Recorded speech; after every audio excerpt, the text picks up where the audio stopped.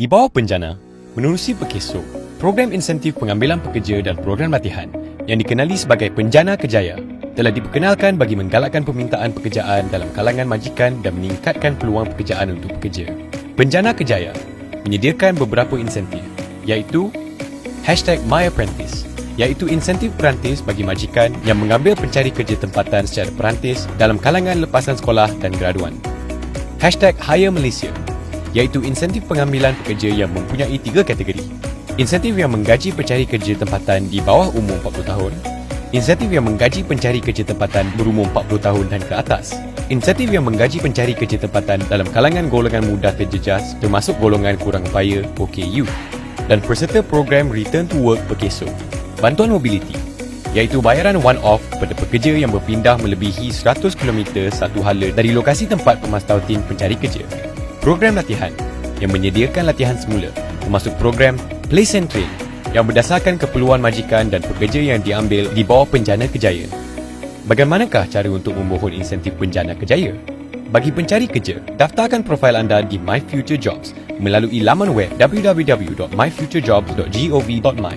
Mulai 15 Jun 2020, majikan boleh menggunakan My Future Jobs untuk menawarkan jawatan kosong dengan mendaftar profil dan mengumumkan jawatan kosong tersebut melalui www.penjanakejaya.perkeso.gov.my. Mulai 1 Julai 2020, majikan boleh membuat permohonan program insentif pengambilan pekerja bagi pekerja yang diambil di bawah insentif ini. Sekiranya terdapat pengambilan pekerja baru, majikan perlu mendaftarkan pekerja tersebut di sistem Assist Perkeso dalam tempoh 30 hari dari tarikh pekerja melaporkan diri. Namun, ada beberapa syarat kelayakan untuk memohon insentif di bawah Penjana Kejaya.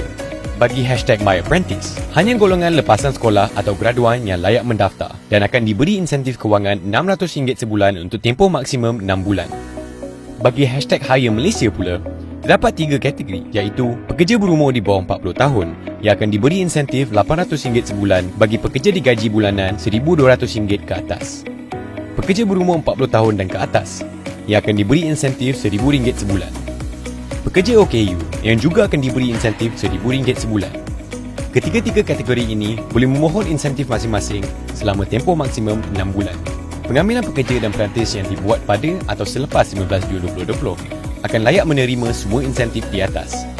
Tarikh akhir bagi permohonan di bawah Penjana Kejaya adalah pada 31 Disember 2020. Selain itu, terdapat juga syarat kelayakan tambahan seperti berikut. Majikan hendaklah mendaftar kekosongan jawatan dalam portal My Future Jobs www.myfuturejobs.gov.my bermula 15 Jun 2020 atau mana-mana portal pekerjaan yang berdaftar di bawah Akta 246. Majikan hendaklah mengambil pencari kerja yang tidak bekerja sekurang-kurangnya 2 bulan kecuali MyApprentice. Majikan perlu mendaftarkan kekosongan pekerjaan melalui portal My Future Jobs. Pekerja yang diambil di bawah insentif ini juga perlu berdaftar dengan portal ini. Pekerja baru yang telah digajikan di bawah insentif ini hendaklah didaftarkan dan menjarum dengan Perkeso dan SIP di sistem Assist Perkeso. Majikan tidak boleh memberhentikan pekerja sedia ada dan menggantikannya dengan pekerja yang sama atau yang baru di bawah Penjana Kejaya dalam tempoh program ini. Majikan hendaklah menawarkan pekerjaan atau employment contract sekurang-kurangnya 1 tahun kecuali kategori MyApprentice. Pencari kerja tempatan perlu di bawah umur 60 tahun. Majikan telah berdaftar dengan SSM, ROS, ROB, pihak berkuasa tempatan PBT atau lain-lain pertubuhan sebelum 1 Jun 2020. Majikan telah berdaftar dengan Perkeso sebelum 1 Jun 2020.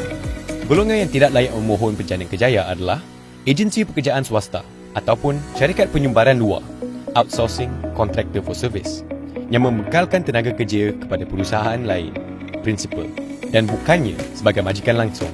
Pekerja sektor awam, Badan Berkanun Persekutuan dan Negeri, semua badan berkanun yang diasingkan saraan, pihak berkuasa tempatan PBT dan mereka yang bekerja sendiri tidak mempunyai majikan. Manakala, kategori pekerja yang tidak layak pula ialah pekerja yang sedang menerima bantuan program pengekalan pekerjaan, Employment Retention Program, atau tersenarai dalam program subsidi upah adalah tidak layak. Seterusnya, apakah syarat bagi bantuan mobiliti di bawah Penjana Kejaya? Pekerja yang diambil oleh majikan di bawah program ini yang perlu berpindah melebihi 100 km satu hala dari lokasi tempat pemastautin layak menuntut bantuan RM600. Sekiranya perpindahan melibatkan antara wilayah dari Sabah ke Sarawak atau ke Semenanjung Malaysia atau sebaliknya, layak menuntut RM1,000. Pekerja hanya layak menerima bantuan mobiliti sekali sahaja sepanjang tempoh program yang akan dibayar melalui majikan. Apakah syarat program latihan di bawah Penjana Kejaya? Majikan yang mengambil pekerja, kecuali perantis, di bawah Penjana Kejaya layak memohon untuk menjalani latihan semula atau peningkatan kemahiran, reskilling and upskilling, berdasarkan keperluan pekerjaan atau industri berkenaan. Senarai khusus latihan yang diperakukan oleh Perkeso akan disenaraikan secara terperinci di laman web www.penjanakejaya.perkeso.gov.my dan akan dikemaskinikan dari semasa ke semasa. Kadar yuran latihan maksimum RM4,000 bagi seorang pekerja yang diambil di bawah Penjana Kejaya. Dokumen yang diperlukan bagi permohonan program insentif pengambilan pekerja di bawah Penjana Kejaya adalah seperti berikut. Maklumat akaun bank majikan, salinan halaman hadapan penyata bank, muka depan buku bank yang tertera nama majikan, nombor akaun majikan dan nama bank. Maklumat nombor pendaftaran perniagaan majikan, Business Registration Number BRN. Bayaran insentif hanya akan dilaksanakan setelah kesemua syarat dipenuhi termasuk caruman bulanan Perkeso yang telah dikreditkan terus ke dalam akaun bank majikan.